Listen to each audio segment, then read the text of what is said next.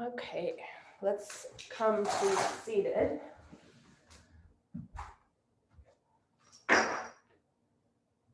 So last day of May, Memorial Day, and we're going to kind of talk about memories in the body, which is another way to say habits in the body. And we're going to explore some options in our poses just to bring a new experience to the poses so that we never stagnate in our practice. So definitely have your strap. We're going to use that quite a bit. And at least one block, so just have your blocks. We should be all set. So take a moment to find your less dominant cross-legged position. Take a moment to adjust the base of the pose, adjusting the flesh out from under the sitting bones, anchoring into your legs. Try to sense the weight of these heavy femur bones, your thigh bones. Attempt to release any gripping in your groins and hips. And then take the support from the floor or the props and help your shoulders adjust back, help your shoulder blades adjust forward. Try to find neutral with your pelvic tilt. Make sure you're over the sitting bones. And adjust your skull so you sense your back is kind of right beneath the skull, that you're all lined up as if you're against the floor. And then keeping as much of that as you can, joining your hands together in front of your heart. Lifting the chest, spreading the chest, and lowering the gaze toward the heart. Just starting to tune into a clearer channel of yourself, your experience of breathing, your experience of sensation, your experience of thought. Just kind of placing yourself right smack dab in the middle of presence through these portals of attention to breath, attention to sensation, and acceptance being the third portal. Whatever's showing up, just allowing it to be present, to be part of this practice.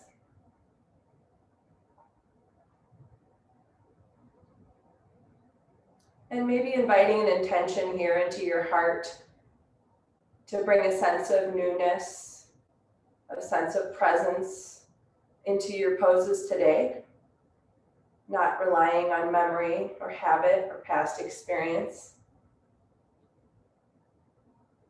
and feeling these poses in a new way.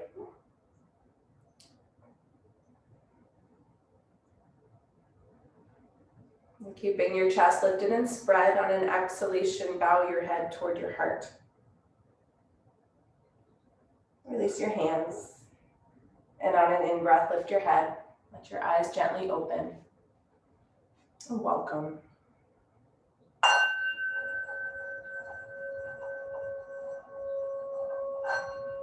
We're going to get through a few gentle warm-ups before we come up to those standing postures. So just change the crossing of your legs. Welcome, Rebecca and Arlo. We're just gonna start to kind of warm up the spine with some weight transference around the full circumference of the sitting bones. So you're just kind of exploring your sitting bones, kind of in a circular pattern. And you'll notice that as you kind of tilt back, there's that opportunity to hollow the belly round the back, kind of like a cat tilt. And as you rotate forward, there's that opportunity to arch the back, open the chest, kind of like a cow tilt. So make sure you're kind of exploring the full circumference of your sitting bones. Slow this down enough that you're able to stay present. And notice sensation living here. Of course, we're moving in one direction, so we'll change direction in a moment. You can be on props, you don't have to be. It really depends how your back feels. If you feel kind of slumped, you might want to add some height. And maybe coordinating in-breath as the chest opens and exhale as the belly contracts. We're going to come into one more rotation before we kind of stop and switch direction. So find a way to kind of center yourself up and then slowly begin to move in the other direction.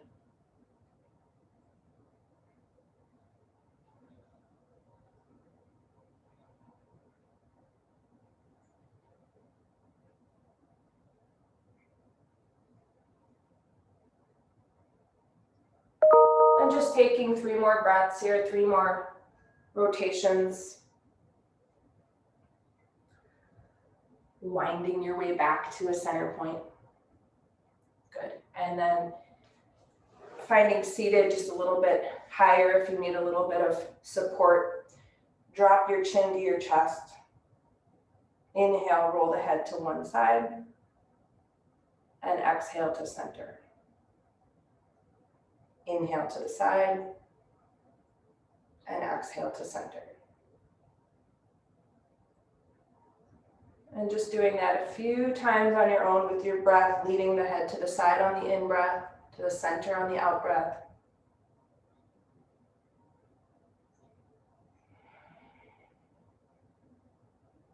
We're going to do a lot of arm variations in our standing poses, so I want to make sure that the neck and shoulders are addressed early on in the practice so we don't have to work through all that tension when we're in our standing poses. So you're going to come back to center, lift the head, starting some rotations of your shoulders like you're drawing a circle with your shoulders. And you're going to notice probably initially that you feel a little jerky, like a machine that needs oil. So just allow for that. It's kind of like we're cleaning out the cobwebs in the body. You might slow it down. You might make the movement pattern smaller to find that smoothness. So just kind of exploring the movement, looking for smoothness is the goal. And if you're able to make that bigger, that range of motion bigger and keep the smoothness, then move toward a bigger range of motion. But as the shoulders move like this, also witnessing the shoulder blades and how they make a circular pattern around the back body. They have their own probably sense of sensation or set of sensations showing up. The back body does, the neck, maybe the shoulders. Just let it all speak to you. Breathe into that sensation when you feel it. Give it some good breath. And you're going to leave your shoulders back and down next time they come around.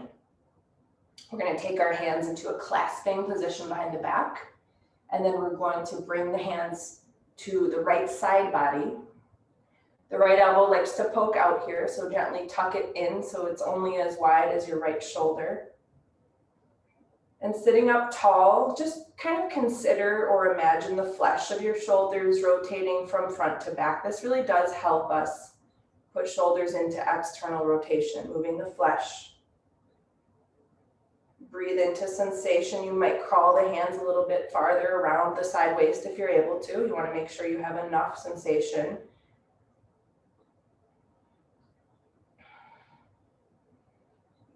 And go ahead and release, and we're going to just take the hands to the other side. So change the interlock, just to always challenge those habits.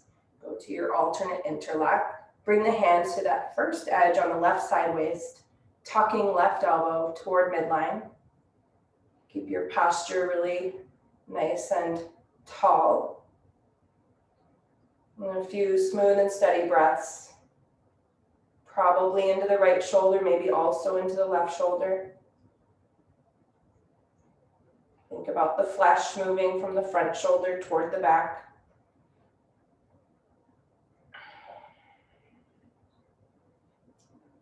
Go ahead and release your hands. Release your arms, and just turning the arms into a seated Shavasana position, palms up, extend out through the fingertips. Try to lift the inner upper arms up and roll the outer upper arms down.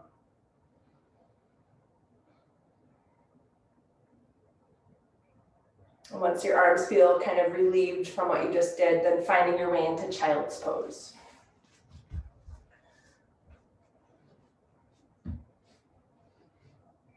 Take the knees wide, the feet together, and try to push on your mat with your hands to get your sitting bones closer to your heels.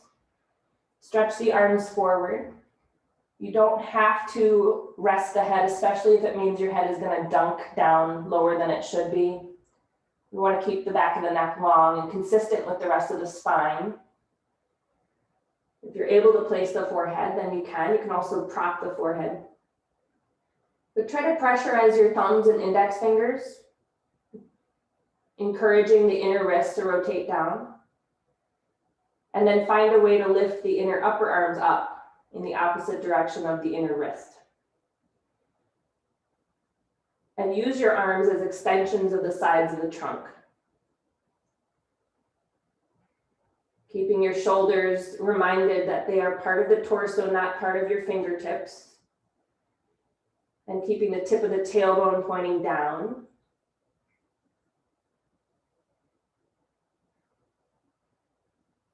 On an in-breath, you're going to find your way to hands and knees, table position.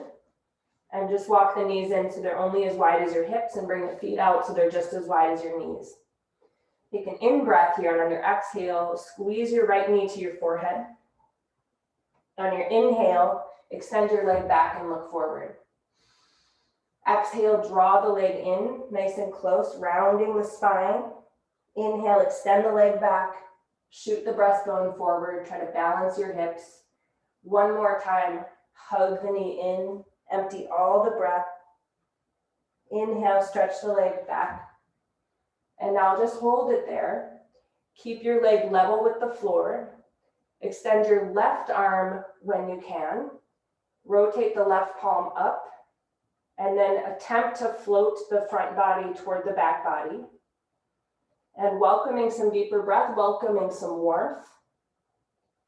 And sensing that your horizontal limbs are just as purposeful as your vertical limbs. Just as stabilizing. Go ahead and place the hand, place the knee. Take another in-breath. And on your exhale, left knee hugs in. Inhale, stretch it back, look forward. And exhale. Inhale. And one more time, hug it in. And extend it back. So my dad didn't do yoga, but he did this exercise every morning of his life. I watched him do it 1,000 times. So once you're ready, extend your right arm. Turn the right palm to face up. Root the shoulder back into the torso. Scoop the belly toward the back. And breathe. It's a deeper breath, higher octane breath, a warming breath. Try to feel the left toes pointing straight down. Lift the left inner thigh up. And extend through the left heel, right fingertips with intention. And then placing the hand, placing the knee. You're going to sit back as if you're coming into child's pose, but don't widen the knees. Curl your toes underneath. Bring your butt as far back as you can. And then pressurizing your hands, see about extending into downward dog.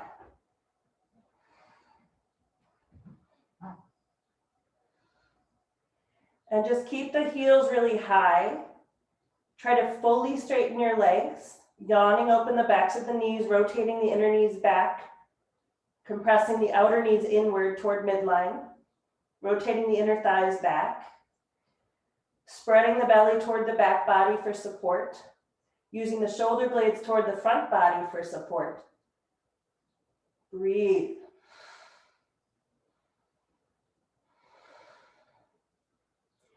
On an in-breath, float forward to a plank position. You might need to adjust the feet so that your shoulders, hips, and heels form one line.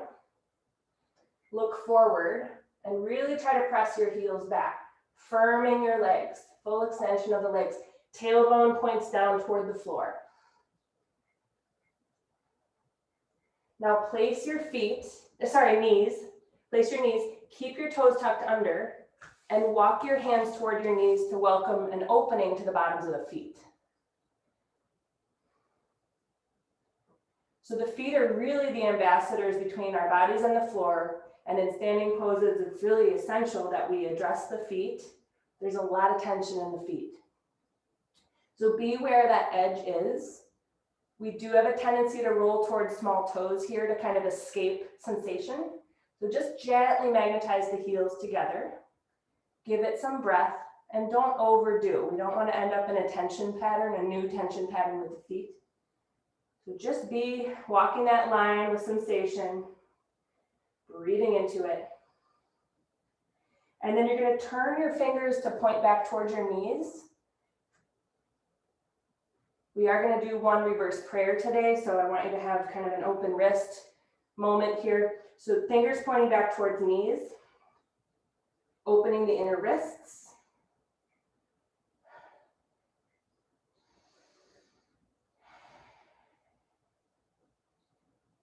And now you're going to flip the toes back out, spread the knees wide, stretch your arms forward to child's pose, and just drop into a couple breaths here. When the tops of the feet are supported like this, it's very supportive to the arches of the feet. So it's a good way to counter that broken toes pose we just did, to support the arches staying healthily lifted.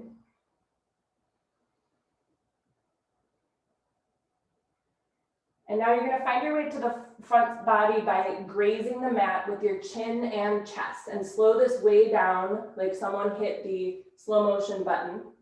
Slow it way down until you find your way onto the floor. And then you're going to rotate your legs so your kneecaps and your toes are all down on the floor. Make sure your feet are wider than your hips. Your hands stay next to the rib cage and the elbows squeeze in to broaden the shoulders. Tilt your pelvis back, take your tailbone into the floor. Press your feet into the floor. And on an exhale, press yourself up to a cobra pose. Think about the flesh on the shoulders again. Rotate it from front to back. The inner upper arm rotates forward. Look up. One of the ways we can welcome newness into our poses is shifting what we look at. That's usually a habitual thing. So find something higher up than you normally would to look at. And this doesn't mean the exorcist rotating your eyes up into the head like my dog. Your eyes stay centered. You're moving your eyes up because you're tilting your head back. Good. And now from here, you're going to come back to downward dog. Find your way there.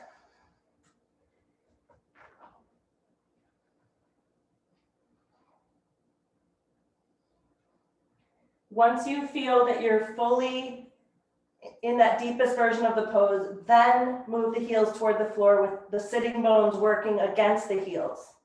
Sitting bones resisting against the heels, tipping up toward the ceiling with the sitting bones.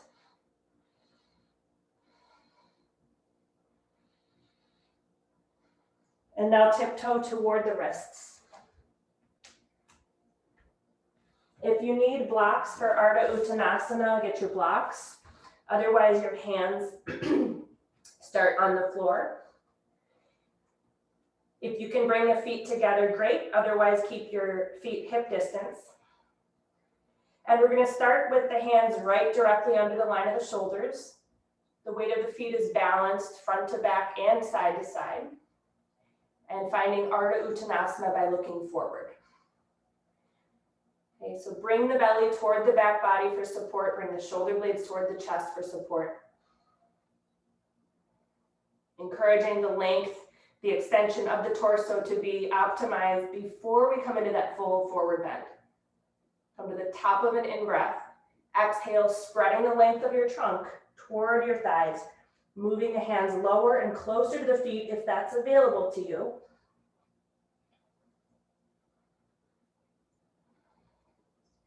5 deep breaths.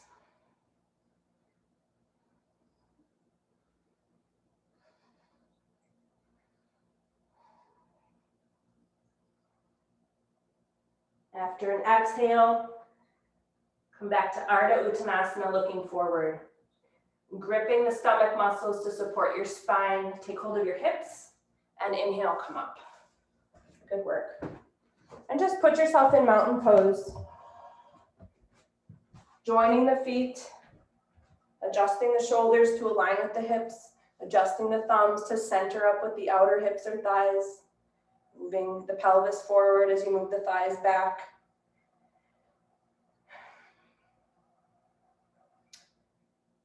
Looking toward your cheeks.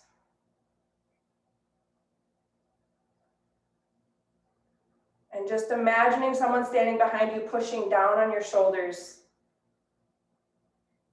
And maybe noticing how that reinforces an upward moving energy along the spine that's already there, but it just kind of exaggerates that feeling. And if we're in alignment, that's what would happen if someone pushed down on your shoulders. You would only feel stronger in this pose.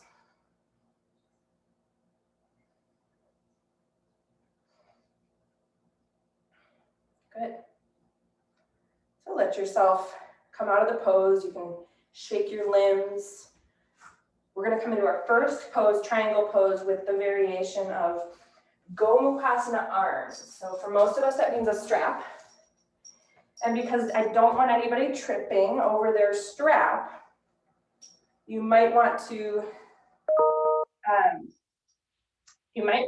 double or triple up the strap so you don't have a lot of excess strap dangling around your feet. I want you to have it in the right arm, right hand, I should say. We'll set up the arms first and then we'll jumper step out. So the right arm is grabbing the high position, and then the left arm is going to come into the low position, and you're going to crawl the hands together to their closest position. Once you get there, remind the elbows to tilt back. And the purpose of the arms here is to move the dorsal spine in. So if your hands aren't meeting it because they're not connected, just bring awareness to the dorsal spine moving in right between your hands. All right, so you can jump or step out, your choice. One thing that happens in triangle pose is when we move to the right or to the left with the torso, we shorten that side of the body. So this Gomukhasana is going to bring us a lot of spaciousness to the right side body, and a reminder to keep that space working, open. You're going to turn out with right toes, turn in with left toes, and rotate your trunk back to the center space. Firm the legs, have a good connection of your feet to the floor. Inhale up through that right elbow. Exhale, extend the right elbow toward the right big toe. And if something goes to the right, we have to keep something over to the left. So really anchor into your left heel. Notice how the Gomukhasana arm is keeping the right side body elongated. You might be kind of at your peak, at your max here, but another way to change this is to slightly turn the head and look up, and to bring your whole head slightly back.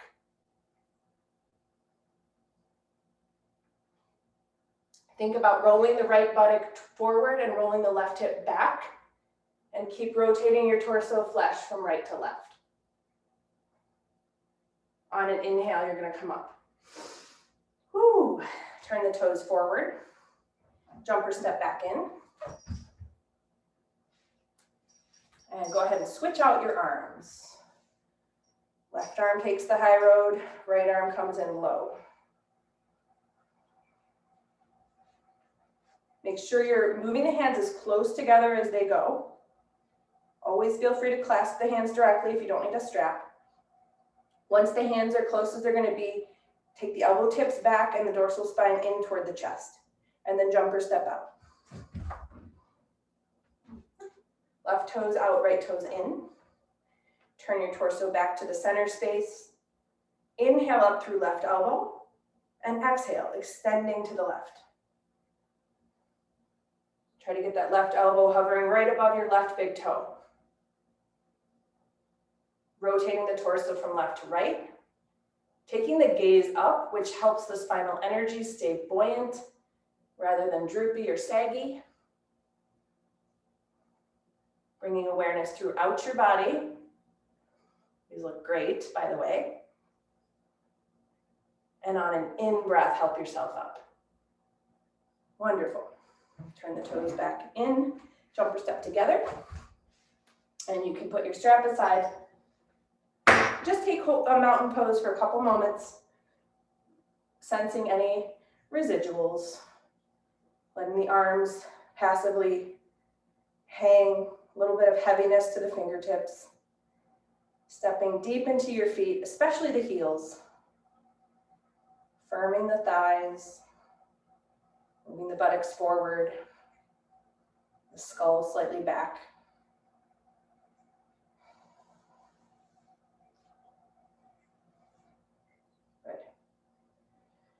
All right, so you can open your eyes. We're gonna work a little bit with warrior two. So you're gonna jumper step your way out. You take your hands onto your hips, turn your right toes out, left toes in. Same setup as triangle, except we're going to exhale into a right knee bend. We're gonna play with a little flowing action in the upper body. So what I want your objective to be is to keep your legs really stabilized. Like they're not shifting as the arms shift. They're staying really kind of planted where they are. So ideally it's a 90-degree knee, but be at your max, your peak. We're gonna start with proud warrior. So run your left hand down your left thigh. Inhale the right arm up. And don't let that right knee unbend just because the upper body gets to go up. The knee doesn't get to leave the bend. Inhale, follow that breath through, resting your arm on your thigh and taking that left arm up alongside the ear. Good. Inhale through classical warrior 2 into that proud warrior. Left hand slides down the thigh. Right palm lifts. Good. Keep your right knee where it is.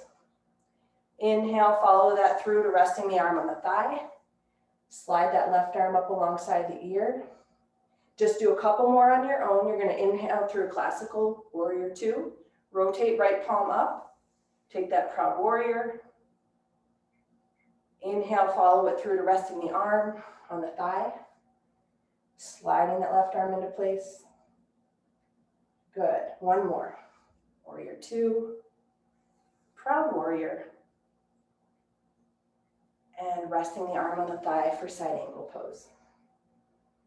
Good. As you inhale and come back to warrior 2, go ahead and straighten the right leg, which you're probably really ready to do now. Clasp your hands behind your back. Roll the shoulders back and pull some weight into your palms. Open the palms like you're holding a brick on the broad side. Straighten the arms to your fullest extension. Make sure your torso is centered up. Inhale here. Exhale, sink the right knee above the right ankle. So the goal here is we start with the shoulders back. Maintain the shoulder position as you extend the arms into classical warrior 2 position. Then look over the right fingertips. 5 breaths.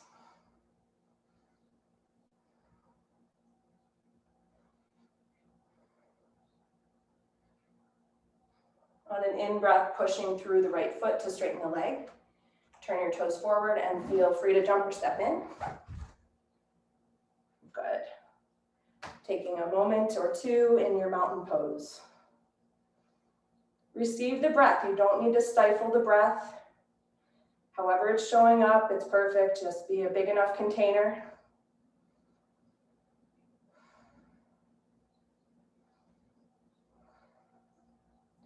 And now as you're ready, you can prepare for side 2.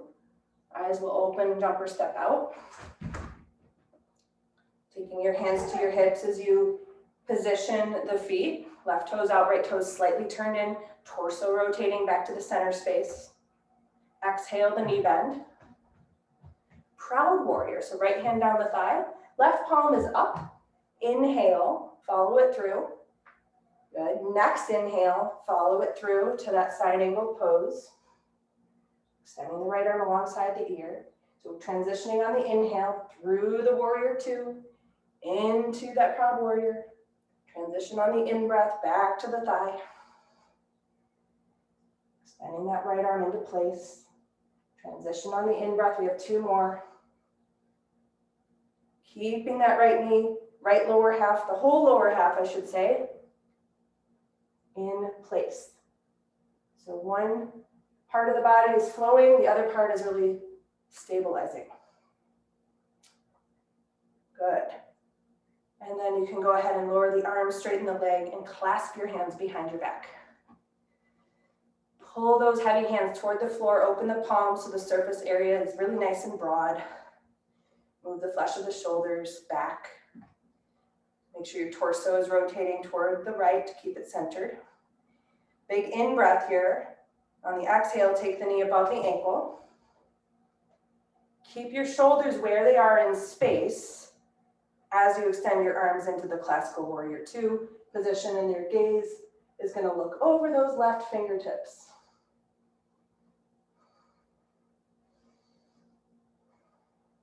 3 more breaths.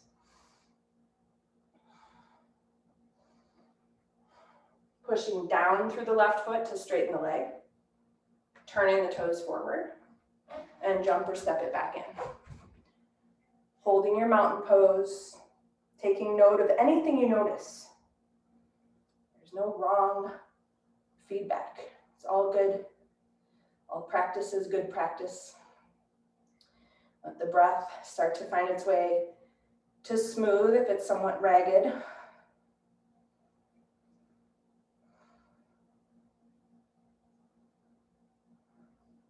Good. So we are going to come into a different side angle pose. Some of you might prefer to rest the arm on the thigh. Some of you might prefer to use a block. And today the variation is going to be, instead of the block outside the right foot, it's going to be to the inside of the right foot. So if you know you can go lower than your thigh, you'll want to have that block ready to the right. Good. And then find your way to stepping wide again. Jump or step. You can bring your hands to your hips once your feet are separated. Turn your right toes out, left toes in. Good. Wind the trunk back to the center space. Extend the arms out level with the floor. Inhale. Exhale, right knee above right ankle. Inhale again. Exhale, sliding to the right with the trunk.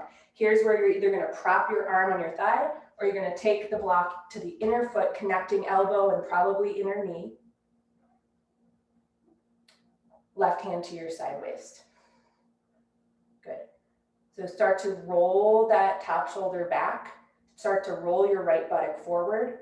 Take your head slightly back, because we know we tend to kind of lurch forward. So take your head slightly back. If your arm is against your leg, it's actually very helpful because it helps you rotate the torso. So now today we're going to work toward a bind. Take that top arm up, but then take the back of the hand to your right side waist. Behind you, good. Press the hand on the side waist to help you move that shoulder with more intention back.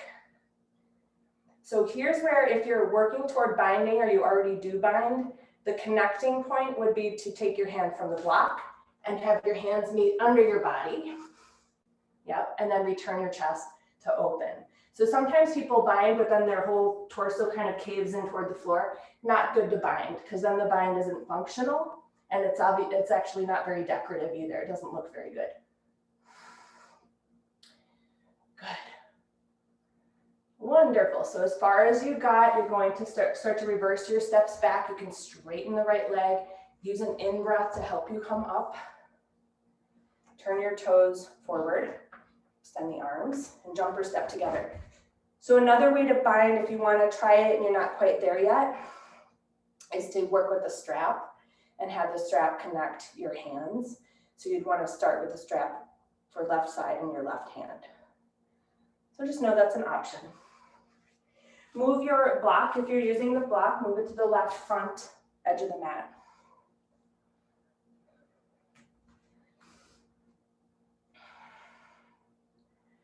And once again, as you're ready, you can jump or step out. Taking the left toes out, right toes in.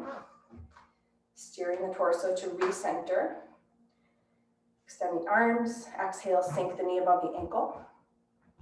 Inhale, nice tall breath. Exhale, extending to the left. Either propping forearm on your thigh or taking the block and making a connection of your arm and your inner lower leg. Right hand is on your hip for now. Try to roll that left buttock toward the front body. Roll that right hip back. Good. And now stack that top arm to prepare for the binding work. You're going to take the back of the right hand to the left side waist. Pressurize the hand into the back body. To help you move that right shoulder back. Take your head back as well.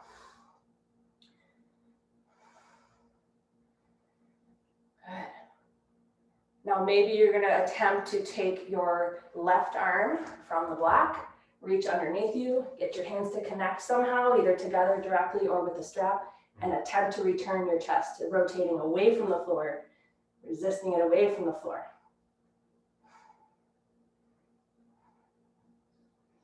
Nice work. So start to reverse the steps back as far as you took them. You can straighten that left leg out. Free that right arm. Inhale to come up. Turn the toes forward. And jumper step together.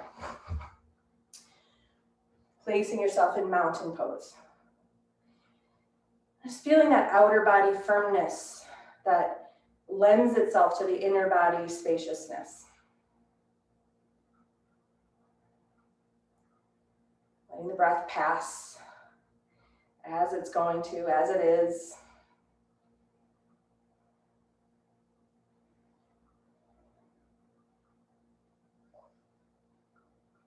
All right.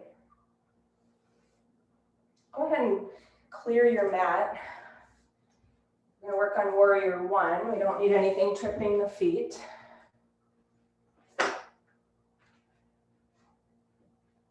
And we're going to jump out. You can step out if you'd like. But once the feet are wide, take hold of the hips. You're going to pivot so that you're facing the right end of the mat.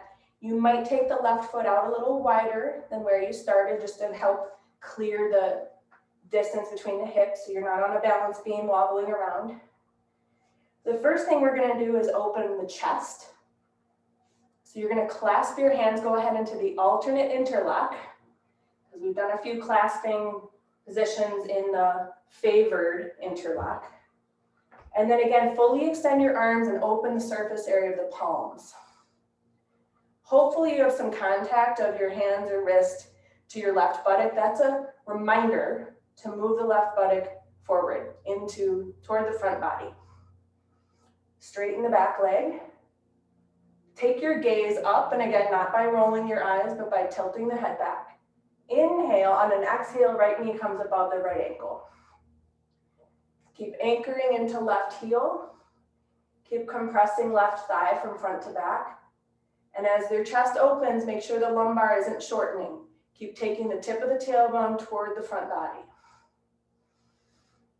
So you're going to stabilize yourself here. Free the arms. Put your elbows in front of your shoulders like you're holding a little box. We're coming into eagle arms. You're going to take your left elbow under your right elbow. Either grab your shoulders with your hands or find the classical position where your fingertips find the other palm. Inhale, lift your elbows. Exhale, you're going to bow inside your right knee. This is humble warrior.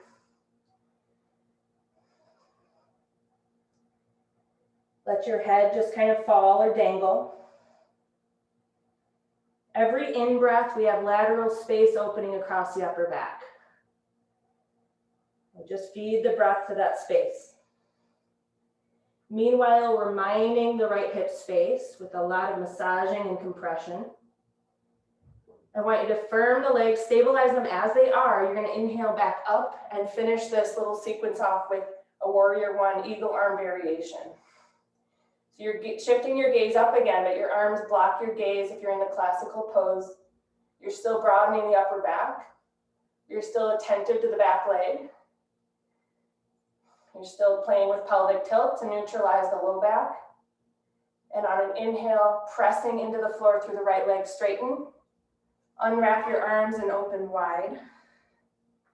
And then jumper step in. So that was a lot. So taking a mountain pose between sides.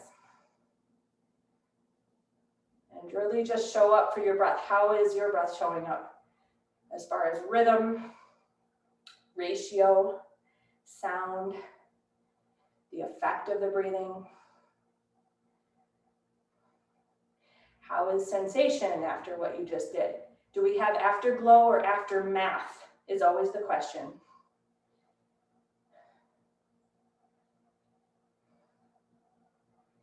And as you're ready, as breath becomes smooth again, as energy is restored and refreshed, then make your way to second side.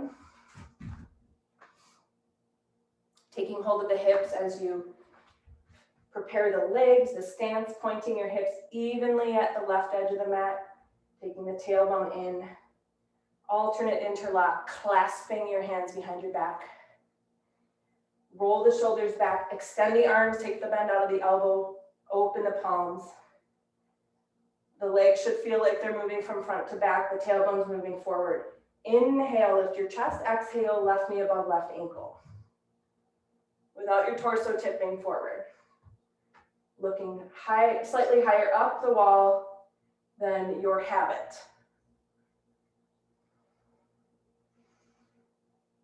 Keeping the pose without disturbing the rest of it. You're going to find eagle arms again. So again, holding that little imaginary box with bent elbows. This time, right elbow comes under left. And you either grab your shoulders to modify, or you take right fingers to left palm. Inhale, lift your elbows. Exhale, bow to the inner left leg. Let your torso just kind of hang there. You can squeeze your left knee toward your left shoulder.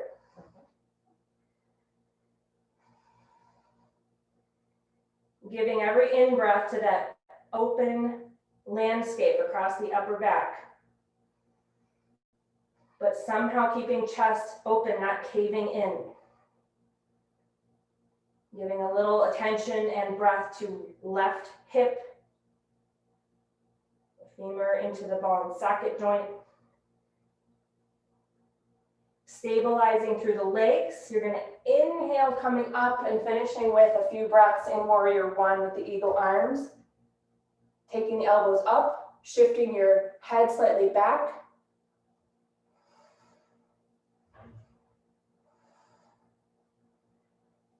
Wonderful. Inhale, straighten left leg, unwrap your arms, and find your way to center. Go ahead and jump or step in, and holding mountain pose.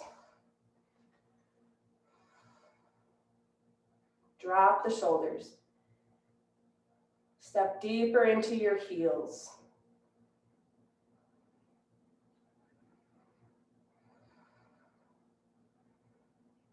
Unhinge the jaw and feel the face floating toward the back of the head.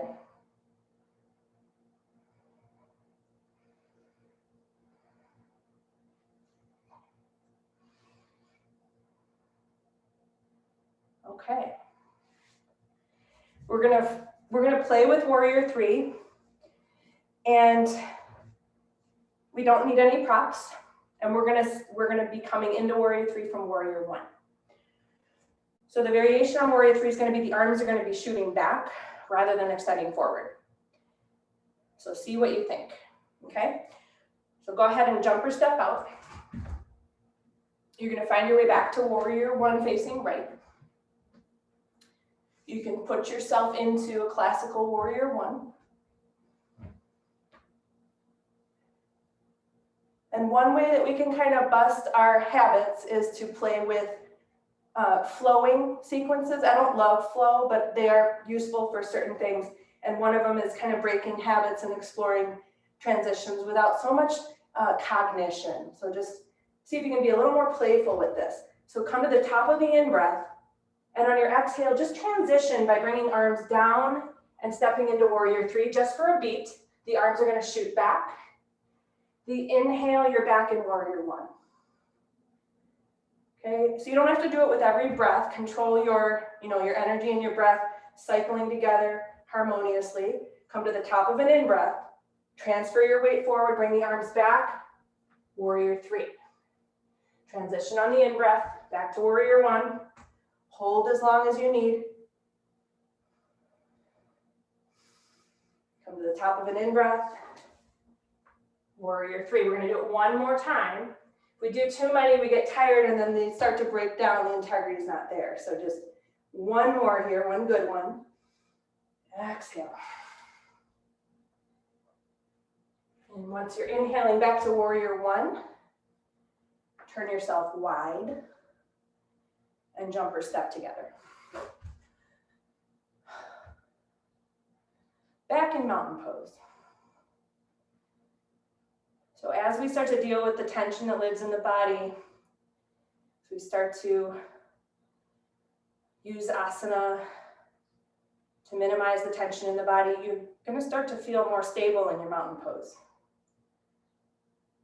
And the body will more spontaneously come into the pose.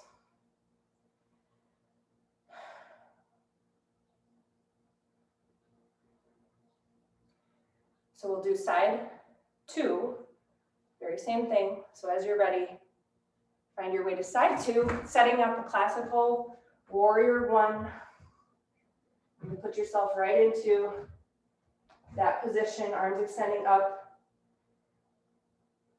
Come to the top of an in-breath. And on an exhale, transferring weight forward, sweeping the arms back. Play with the first warrior three here. Use an in-breath to step back into warrior one.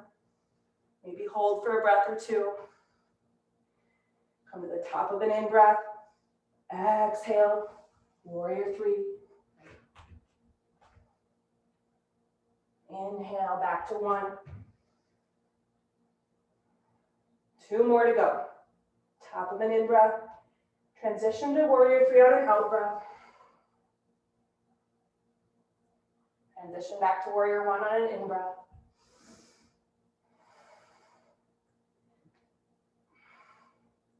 Last one, you've got this.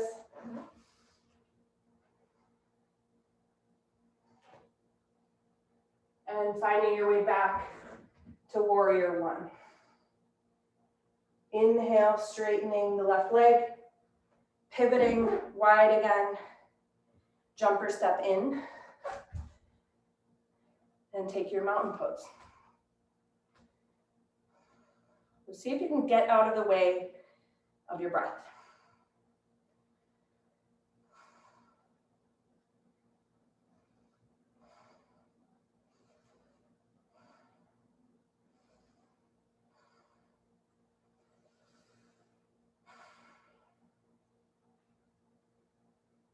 Okay, so we're going to conclude standing practice with one more variation on Prasarita Padottanasana, so wide standing forward bend.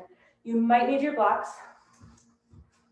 Just have them in front of you, and you can step wide. One of your own legs ideally could fit between the feet. Your big toes are on the same line. Try to balance the weight of the feet, even though it really kind of crushes out. Pull some weight to the big toe ball mound, the inner heel. Keep the inner arch of the foot lifting. We're going to come forward, and we're first going to just have our hands far forward like you're in a down dog. You might need those blocks, you might not. So the idea is to keep the legs as if you're up against a wall. So you'll know that you're doing that if your feet are balanced. That's a good clue that you're doing good alignment.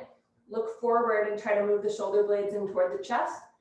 And then exhale, let the head release between the arms. So the upper body feels very much like down dog, except not so much weight bearing, of course. Using the arms to create more length to the sides of the torso.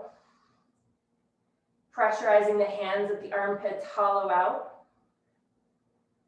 And if your shoulders are kind of munching on your ears, without collapsing or telescoping the side ribs, move your shoulders back toward your hips.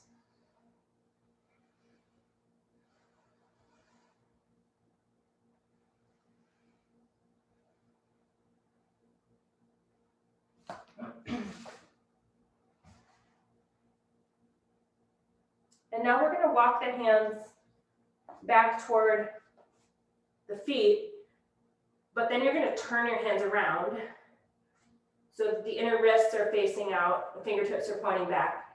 And now take the hands as far back as they're willing to go, and keep your hands shoulder width. You don't want them any wider. And use these hands crawling back to bring you into a deeper forward bend. Now the legs might be talking to you, if they weren't before.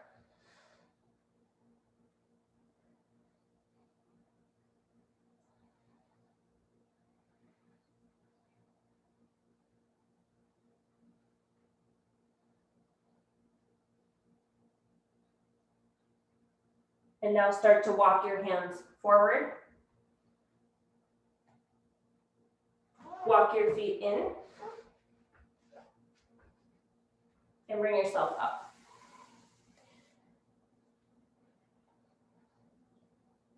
All right, so I promised you the reverse prayer. We're going to do that pose we just did one more time, but with your reverse prayer. So let the hands meet behind your back, fingertips pointing down. Slide your fingertips onto your lower back, your sacrum, or your tailbone. And then attempt to bring your pinkies onto your lower back. Work the hands up toward the dorsal spine between the shoulder blades. And if you've gotten this far, great, but it doesn't matter unless you can close the hands. If you can't close the hands, the shoulders are still rotating forward, which won't be a functional pose. It'll be decorative and not very pretty. So close the hands together. And if that's not happening, you're going to go into your clasp or your forearm grab. You have to pick. You decide if it's an alternate clasp or we've done kind of equal amounts of each. So you decide what kind of clasp you're going to do. Go back and step your feet wide. So with your preferred position, not preferred, but whatever your body is going to allow for today, you're going to work with that. Make sure the shoulder flesh is moving from front to back, that we have a functional pose, meaning when we tilt forward, our shoulders aren't going to drop to the floor, they're going to lift away from the floor. That's what we want. We want the breastbone dipping into a little pot of ink on the floor. Inhale, lift your eyes, lift your gaze, lift your chest. Exhale, leading with the chest, dipping that chest into a little pot of ink, lifting the elbow tips, keeping the shoulders, resisting gravity. Come into your pose. Let the head point down, but keep working the shoulders in external rotation.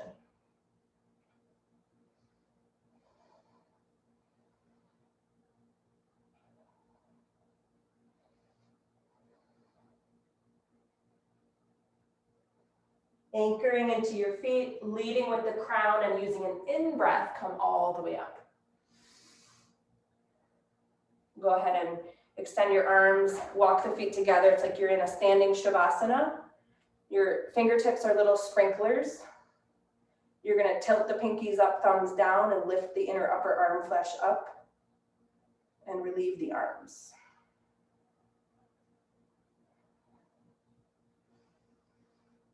And then as you're ready, you can find your way to the floor on your back.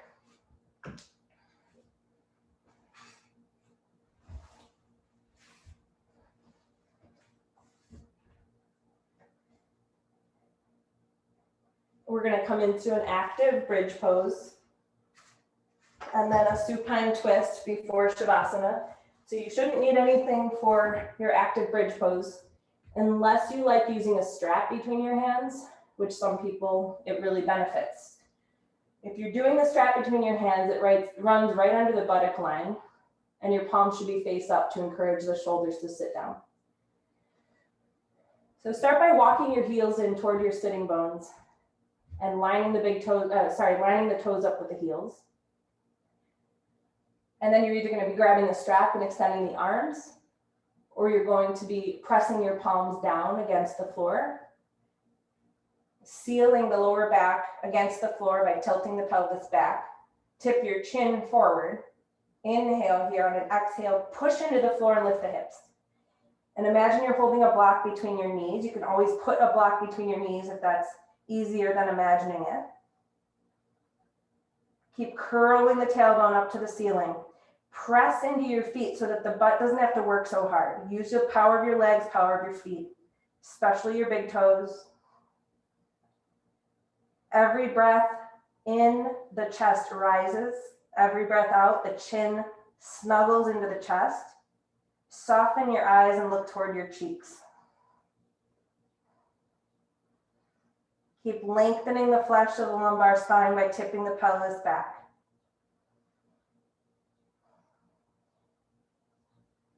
Make sure you're not all in the struggle and toil of the pose, that you're finding a place to take repose in the pose, to sit back and observe yourself here.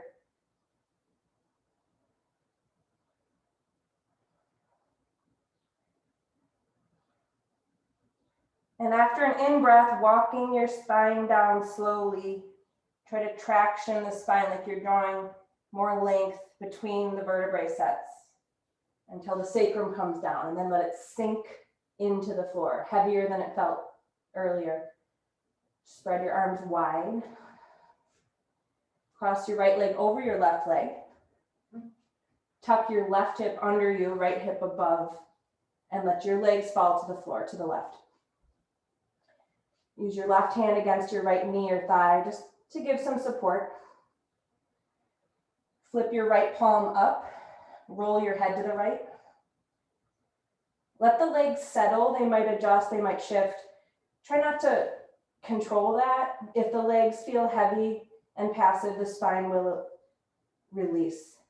If we're stuck in our legs, the spine will be stuck too.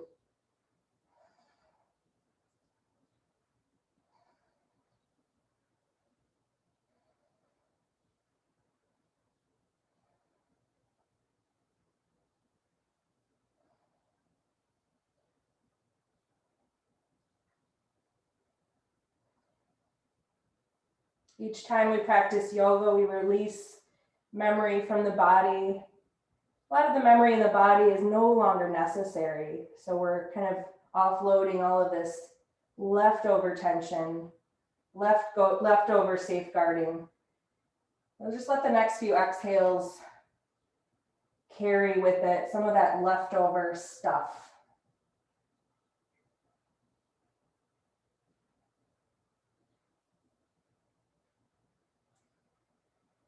And then gently transition to your back again.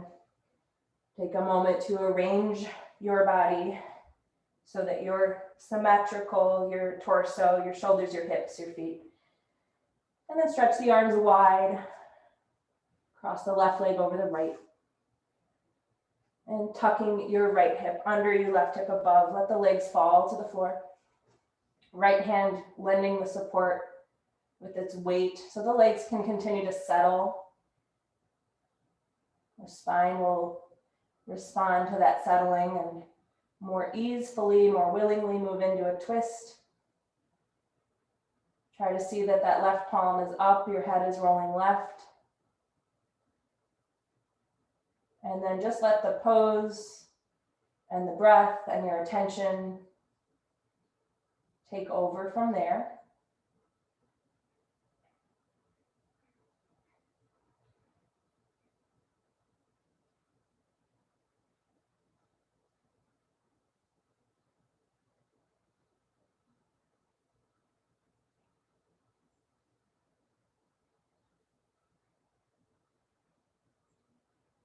And you're going to gently transition out of it, making sure to take any other movements that the body is asking for, and then preparing for final resting pose.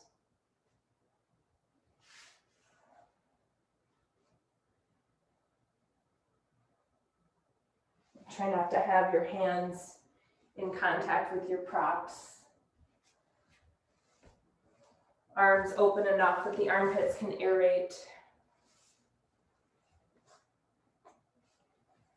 Palms facing up. The feet spacious. Big toes falling towards small toes. And sending out that all points bulletin of everything throughout the body being off duty now, at ease, zero effort, surrendered. Notice how much more willing we are to relax after all of that work, all of that effort.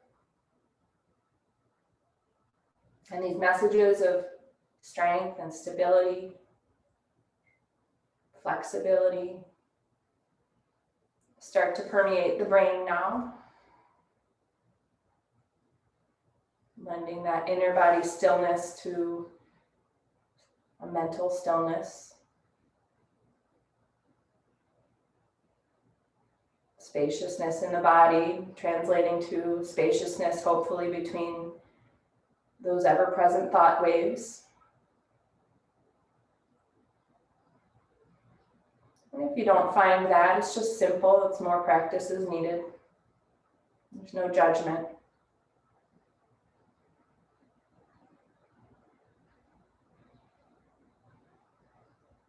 Observing your breath from a distance. Not trying to control the breath in any way.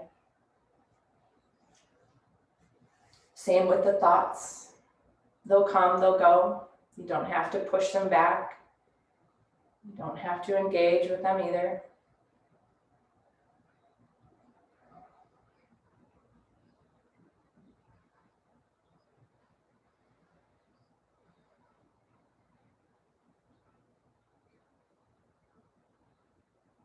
I know I say this quote a lot, but I love it, and it's always appropriate in Shavasana. Who am I when there isn't a problem? When we do asana, we address the problems, and then at the end here in Shavasana, we feel who we are without that holding on to those old tensions, without those problems.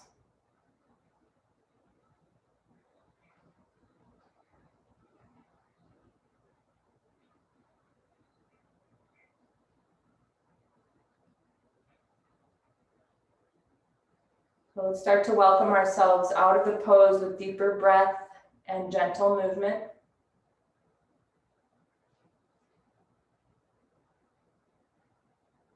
And you find your way to bent knees, bent elbows. And from there to side lying. And as you take this side lying fetal position, just know that with yoga, we make ourselves new. We can free ourselves from the conditioning of habit, of memory, of past, living from the past.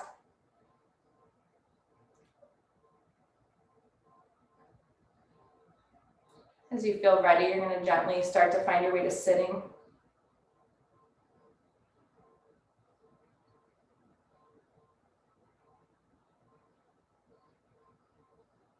And once you're sitting,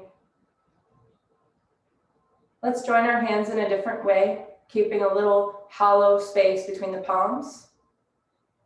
Your chest pressing up against the base of the thumbs. Letting the hollow space between the palms represent your heart as a seed of potential in the universe. Let's inhale, nice deep breath. And exhale, let it go. From the place within me that I know to be divine, I honor that place within each of you. Namaste.